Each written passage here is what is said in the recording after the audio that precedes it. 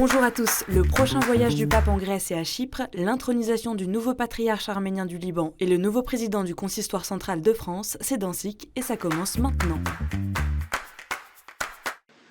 Non vi dimentico mai. Sento le vostre grida e prego per voi. Alors que l'ONU a alerté vendredi le gouvernement libyen sur la situation désastreuse des demandeurs d'asile et des réfugiés en Libye, le pape a dénoncé ce dimanche cette situation et les violences inhumaines qu'ils subissent, avec un appel lancé à la communauté internationale. Ancora una volta chiedo alla comunità internazionale di mantenere le promesse di cercare soluzioni comuni, concrete e durevoli per la gestione dei flussi migratori in Libia et tutto il Méditerranée. Le pape a appelé à arrêter le renvoi des migrants dans des pays qui ne sont pas sûrs, à donner la priorité au sauvetage des vies en mer.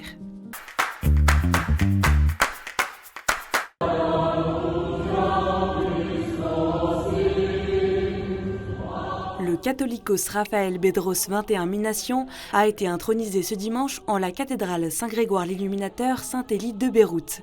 Il avait été élu le 23 septembre dernier lors du synode épiscopal de l'Église catholique arménienne à Rome et il porte désormais le titre de catholicos patriarche des Arméniens catholiques. L'installation a eu lieu en présence notamment du cardinal Raï, de représentants du gouvernement libanais et de fidèles.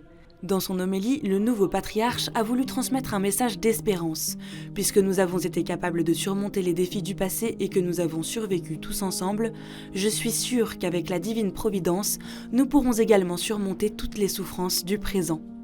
Pour Monseigneur Pascal Golnisch, directeur général de l'Œuvre d'Orient, cette cérémonie est importante pour les Arméniens, pour le Liban et pour la France, avec qui l'Église arménienne a noué une forte amitié.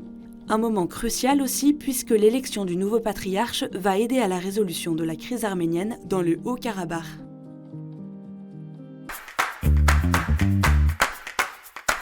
Samedi, le consistoire central a élu un nouveau président à sa tête pour représenter les communautés juives de France. Eli Korshia, dont le mandat est de 4 ans, remplace Joël Mergui à ce poste depuis 2008. Chaim Korshia, grand rabbin de France, a salué son élection. Le nouveau président du consistoire souhaite être une voix forte sur tous les sujets de société et qui touchent les Juifs de France. Eli Korshia entend poursuivre le travail de dialogue interreligieux aux côtés des différents responsables religieux en France.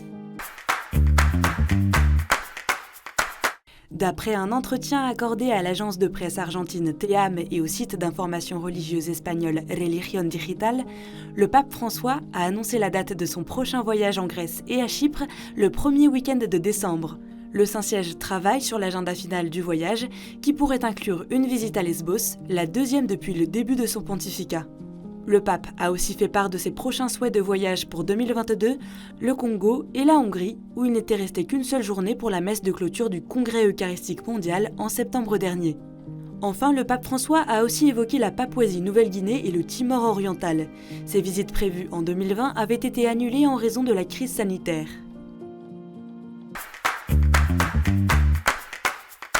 C'est un rendez-vous très attendu depuis la remise du rapport de la SIAZ. L'Assemblée plénière des évêques aura lieu à Lourdes du 2 au 8 novembre. Vendredi, la Conférence des évêques de France a dévoilé son programme, modifié en profondeur après les conclusions des travaux de la SIAZ. Le programme est essentiellement consacré à la réception de ce rapport, avec une journée entière pour réfléchir à la lutte contre les violences et les agressions sexuelles sur mineurs. Parmi les personnes invitées, des victimes seront présentes pour échanger avec les évêques. Au total, 9 temps de travail sur le sujet sont prévus, avec un geste pénitentiel et un temps de prière samedi. Les évêques se pencheront aussi sur l'encyclique Laudato Si sur le thème « Clameur de la terre, clameur des pauvres », avec des représentants de groupes de personnes en situation de précarité. Depuis vendredi, la cathédrale Saint-Jean est devenue le théâtre d'un spectacle vivant immersif. Lion né de la lumière, le temps des bâtisseurs transporte le spectateur dans le Lugdunum du IIe siècle grâce à la projection d'images monumentales à 360 degrés, toutes en illusion d'optique au sein de la cathédrale Saint-Jean de Lyon. Une aventure humaine, culturelle et spirituelle qui embarque les spectateurs en l'an 176 sur les pas de la première communauté chrétienne.